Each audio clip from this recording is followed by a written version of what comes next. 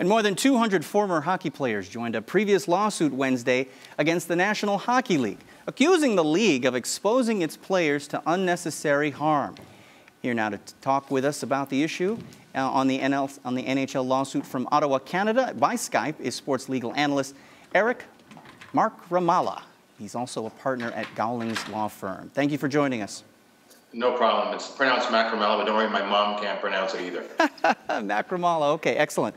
So listen, you talked to some of the officials in the NHL about this issue earlier this year, before the settlement with the NFL. Now, was there any kind of trepidation about something like this coming along and affecting the National Hockey League? Well, I did speak to the Deputy Commissioner of the NHL. His name is Bill Daly, and he simply confirmed what my belief was and the prevalent belief among lawyers in that the NHL, there was no trepidation. There was just more expectation that a lawsuit would be filed. And when it wasn't a surprise to me. It wasn't a surprise to Bill Daly. It wasn't a surprise to the Commissioner of Hockey, Gary Bettman, who's also a lawyer. They were expecting it, they were anticipating it, and they're prepared to defend it.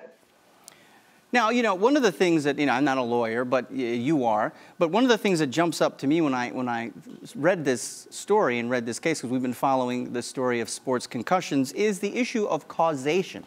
Where did these concussions actually take place? Now, it's my understanding that a lot of the hockey players play a good portion of their professional season off-world in some other league. And then there's the issue of the hockey they played before they became professionals. Is that the same thing you see being a problem for the suit? That is a critical issue, a pivotal issue here of causation. You're smack on.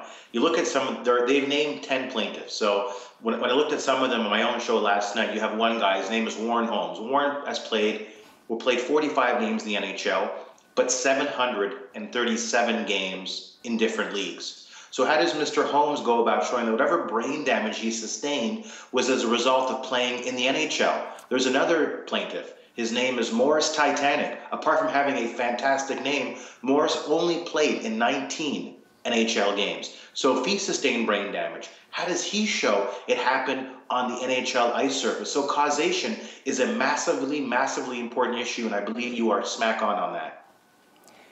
Do you see the possibility, now the NFL settled their suit for $785 million. A lot of the players have been grumbling that that's not nearly enough money. But do you see the NHL coming to some kind of a deal or going to arbitration and having it settled there just to kind of make this thing go away? At this point, no. And the NHL is going to defend it. And on the NFL lawsuit that involved 4,500 plaintiffs across 222 lawsuits, that case has not actually settled yet. Settlement is before the court. The court has to endorse it. The court has to be okay with it. And even if they do, which I suspect they will, any of the 18,000 retired players as of the date that settlement offer is endorsed by the court can walk away from the settlement and start their own lawsuit. And I suspect some NFL players will not agree to the settlement and file their own lawsuits. So by extension, on the NHL side, the NHL is going to defend this vigorously. The number of plaintiffs will begin to mushroom to 200, 400, 1,000. Perhaps when they hit a critical mass of plaintiffs, they'll want this discussion about violence in hockey to go away, and they'll consider settlement. But remember, the settlement has to be on terms that make sense for the league. For the NFL, the settlement was very good because outside the first 2 years, every team is paying $4 million. $4 million out to the players, which is what you pay a guy like Steven Jackson, who's a slightly above average running back playing for the Falcons. So that deal was very good for the NFL. And the only way the NHL settles, it won't be today, maybe in a couple of years, if not longer than that, they'll have to find a number that makes sense for them. But right now, settlement is on the cards, and it shouldn't be. You have to test the strength of the plaintiffs and the strength of the case. Do you see this rippling out to other contact sports or sports that have lots of contact but aren't considered contact sports like soccer? Actually, soccer was the first one that came to mind. I work with a number of lawyers in Europe, and I started bringing that up, and they kind of scoffed at the idea. But here, the issue of headers is an emerging issue. If that can result in CTE, then it's not unreasonable if soccer players begin to sue. What about a sport like rugby? What about a sport like lacrosse? Any sport where there is incidental contact involving the head becomes vulnerable to litigation. It happened in the NFL, it happened in the NHL, and it's going to happen in other sports.